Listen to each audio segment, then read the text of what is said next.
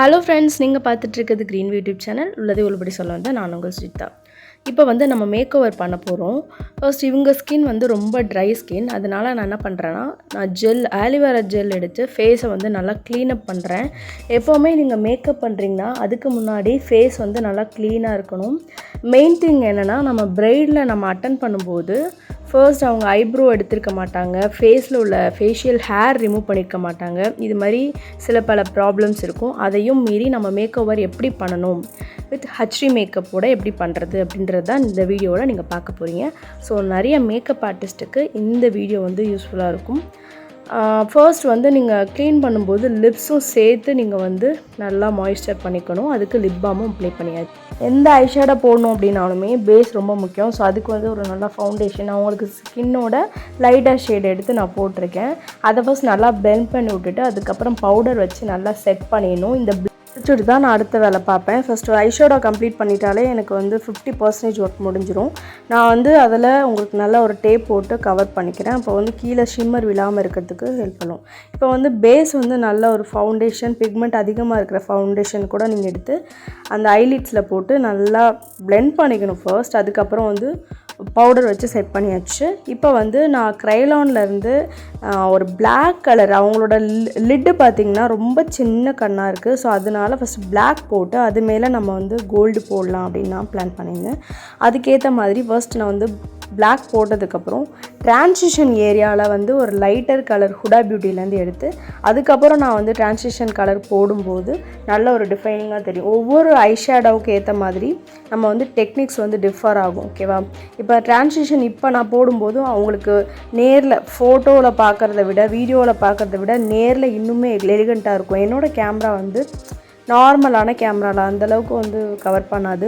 இருந்தாலுமே இதில் என்னென்ன டீட்டெயிலிங் என்னால் சொல்ல முடியுமோ உங்களுக்கு நான் மேக்ஸிமம் கவர் பண்ணிடுறேன். ஸோ வீடியோ ஸ்கிப் பண்ணாமல் ஃபுல்லாக பாருங்கள்.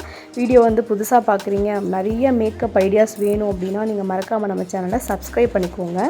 இப்போ ட்ரான்சிஷன் ஏரியாவையும் நம்ம இந்த பிளாக் போட்டோம் இல்லையா, அதையும் நல்லா ஸ்மஷ் பண்ணி விட்டதுக்கப்புறம் அந்த பிளாக்கை இன்னும் டார்க்கன் பண்ணுறேன். ஸோ அப்போ தான் ஷிம்மர், அந்த கோல்டன் கலர் ஷிம்மர் போடும்போது நல்லா எடுத்து கொடுக்கும்.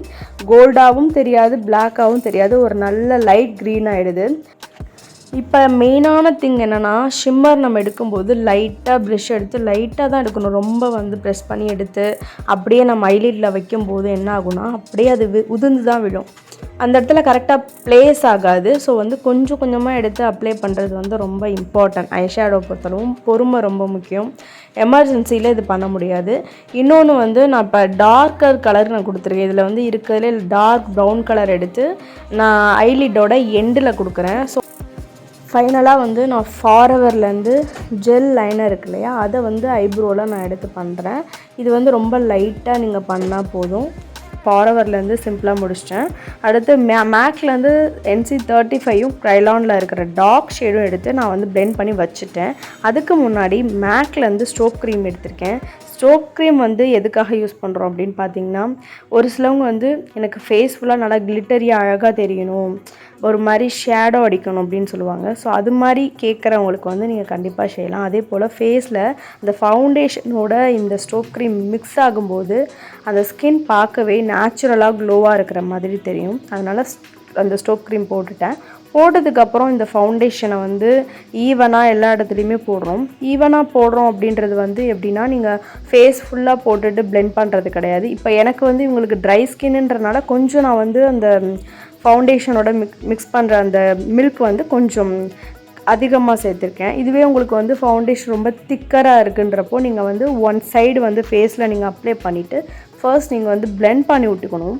பிளெண்ட் பண்ணுறோன்னா டேப் பண்ணணும். அந்த ஃபவுண்டேஷனை நீங்கள் டேப் பண்ணால் மட்டும்தான் அது ஸ்கின்னில் போய் அப்சர்வ் ஆகும். நம்ம பிளெண்ட் பண்ணோம்னா ஆல்ரெடி நம்ம கரெக்டர் போட்டிருக்கோம், அதுக்கு முன்னாடி மாய்ஸ்சரைசர், ப்ரைமர் எல்லாமே போட்டிருப்போம் இல்லையா. ஸோ அதனால் பார்த்து பண்ணணும். ரொம்ப போட்டு பிளெண்ட் பண்ணிங்கன்னா எல்லா ப்ராடக்ட்டும் அப்படியே தனித்தனியாக வந்துடும். அதனால் நீங்கள் இந்த தப்பு மட்டும் தான் பண்ணக்கூடாது. டேப் பண்ணி தான் எடுக்கணும்.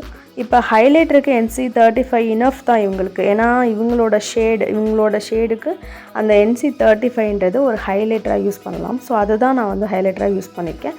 அதை வந்து நல்லா பிளெண்ட் பண்ணும். இப்போ பாருங்களேன், ஐ மேக்கப்புக்கு வந்து இந்த சைடு எட்ஜஸ் வந்து நல்லா ஷார்ப்பாக தெரியுது. ஏன்னா நம்ம வந்து அந்த டேப் யூஸ் பண்ணியிருந்தோம் இல்லையா, அதனால் உங்களுக்கு வந்து விலகாமல் கண்ணை விட்டு வெளியே வந்திருக்கும். ஒரு சிலவங்களுக்கு அது மாதிரிலாம் இல்லாமல் நீட்டாக ஒரு பார்க்கவே அழகாக தெரியுது. அதுக்கப்புறம் நான் க்ரைலான்லேருந்து லூஸ் பவுடர் எடுத்திருக்கேன். என்கிட்ட 3 ஷேட் இருக்குது. ஓகேங்களா, லூஸ் பவுடர் ஒரு ஸ்கின் டோனுக்கும் ஏற்ற மாதிரி நம்ம மிக்ஸ் பண்ணி நீங்கள் வந்து லூஸ் பவுடர் போடணும்.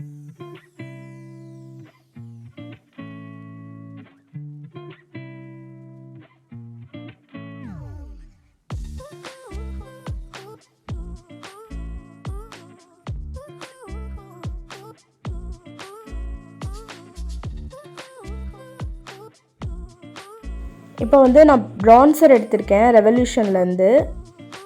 ப்ரான்சர் வந்து நீங்கள் கான்டோரிங்காக யூஸ் பண்ணலாம். இவங்களுக்கு வந்து ஃபேஸ் ரொம்ப குட்டியாக இருக்கிறதுனால லைட்டாக வந்து நம்ம கட் பண்ணால் போதும். இதுவே வந்து நல்லா ஜப்பியாக இருக்காங்க அப்படின்னா அவங்களுக்கு டபுள் கான்டோரிங் பண்ணணும். ஃபர்ஸ்ட் வந்து க்ரீம் கான்டோர், செகண்ட் வந்து பவுடர் கான்டோரிங் வந்து பண்ணலாம். இப்போ நான் வந்து கான்டோரிங் பண்ணுறதை விட சைடில் நீங்கள் ஃபோட்டோ பார்க்கும்போது ஒரு மாதிரி டார்க்கராக தெரியக்கூடாது. அந்தளவுக்கு கரெக்டாக ப்ரெஷ்ஷை வச்சு நல்லா பிளெண்ட் பண்ணி விட்டுக்கணும்.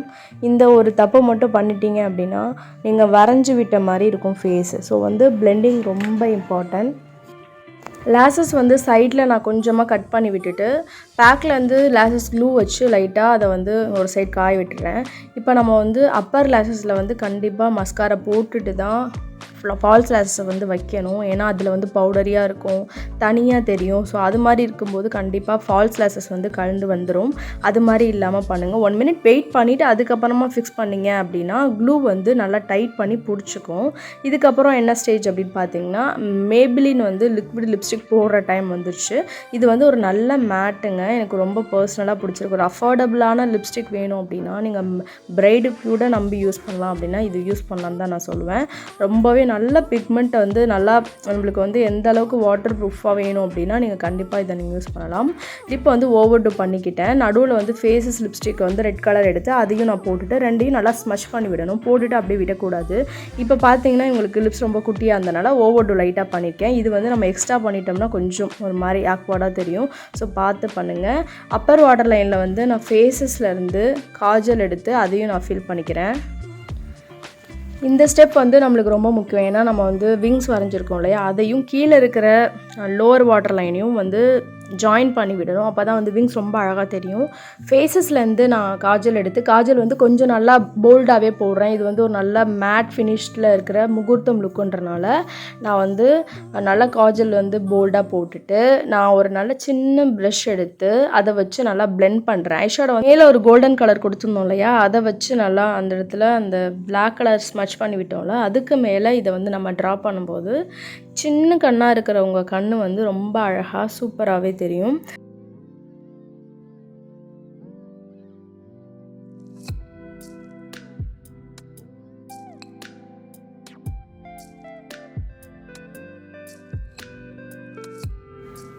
இவங்களுக்கு வந்து இவங்களோட ஐ லுக் ரொம்பவே பிடிச்சிருந்துச்சி. எனக்கும் பர்சனலாகவே ரொம்ப பிடிச்சிருந்துச்சு.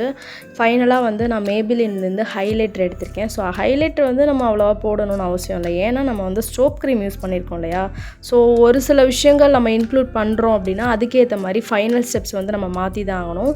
ஸோ ஹைலைட்டர் வந்து ரொம்ப கம்மியாக மினிமலாக எங்கெங்கே தேவைப்படுதோ அங்கே மட்டும் போட்டுட்டு லைட்டாக பிளெண்ட் பண்ணி விட்டுட்டு நான் லிப்ஸ்லேயும் அந்த ஹைலைட்டர் போட்டேன். ஸோ இந்த லிப்ஸ்டிக்கு வந்து இந்த ஹைலைட்டர் போடும்போது ரொம்ப அழகாக இருந்தனால நான் ஓகே இப்படி இருக்கட்டும் அப்படின்னு விட்டுட்டேன். லோவர் வாட்டர் லைனில் ஃபேஸஸ் கனடாலேருந்து நான் மஸ்காரா போட்டு அதையும் வந்து நான் ஃபில் பண்ணிக்கிறேன். லோவர் வாட்டர் லைனில் கம்பல்சரி நீங்கள் வந்து ஃபில் பண்ணிடணும். அப்போ தான் வந்து கம்ப்ளீட் ஆகும்னு வைங்களேன். இது முடித்ததுக்கப்புறம் நான் வந்து பார்த்தா அவங்க கீழே பார்த்துட்டாங்க. அதனால் அந்த மஸ்காரா வந்து கீழே ஒட்டிடுச்சு. டென்ஷனே ஆகக்கூடாது. என்னை பொறுத்தவரையும் முகூர்த்தம் டைமில் ரொம்ப ஹரிபரியாக இருக்கிறப்ப நம்ம லைட்டாக அந்த டிஷ்யூ வச்சு தொடச்சிட்டு அங்கே ஒரு ஃபவுண்டேஷன் போட்டு லைட்டாக பிளெண்ட் பண்ணி விட்டாலே முடிஞ்சிடும். ஸ்மார்ட்டாக ஒர்க் பண்ணிட்டு போயிட்டே இருக்கணும். நர்வஸ் ஆகவே கூடாது. சுகர்லேருந்து நான் ப்ளஷ் எடுத்திருக்கேன். ப்ளஷ்ஷும் வந்து ரொம்ப மினிமலாக தான் யூஸ் பண்ணேன். இவங்களுக்கு ப்ளஷ்ஷியாக தெரிஞ்சால் அந்தளவுக்கு நல்லா இருக்காது இல்லையா. இவங்களுக்கு வந்து இந்த மேக் ஓவர் ரொம்பவே அழகாக இருந்தது. என்கிட்ட இருந்த ஜுவல் செட் ப்ளஸ் அவங்கள்ட்ட இருந்த சாரீ அதை வச்சு நான் மேக் ஓவர் வந்து உங்களுக்கு சிம்பிளாக பண்ணி காட்டியிருக்கேன்.